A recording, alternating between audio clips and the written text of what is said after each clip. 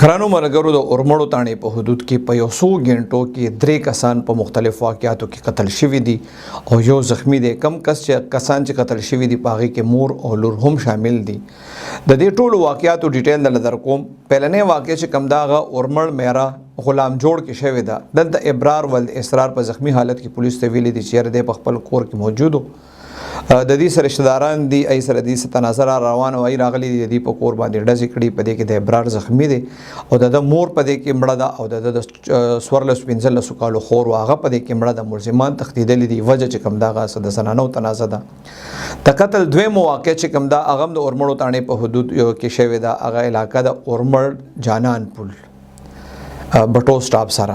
دلته چې کم کس قتل شوی دی سید محمد دا غنوم دی. دا د بیسیکلی د لنډی کوتل دی. خدای ته په مسکین کیمپ کې اوسېږي. د ترزوی دی الف خان. هغه ریپورت درج کړی دی او پولیس ته ویلي دي چې دا سید محمد په خپل موټر سایکل باندې زمون کور ته روانو. دا مودې چې کوم دی د ماجر بازار کې اوسېږي. وی کله چې دا جانان پل ته رسیدلې دی نو په بل موټر سایکل 2 کسان راغلي دي. په دې سید محمد باندې ډزې کړي دي. دی وجلې دي.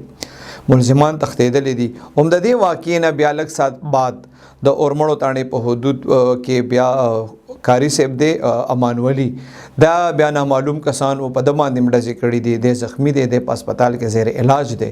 په دې درې وانه واقعات چې کوم دي دا مختلف علاقو کې شوي دي او د درې وانه واقعات کې پولیس چې کوم دي هغې بیل اف ای آر درج کړی دی او تفتیش په دې کې شروع کړی دی.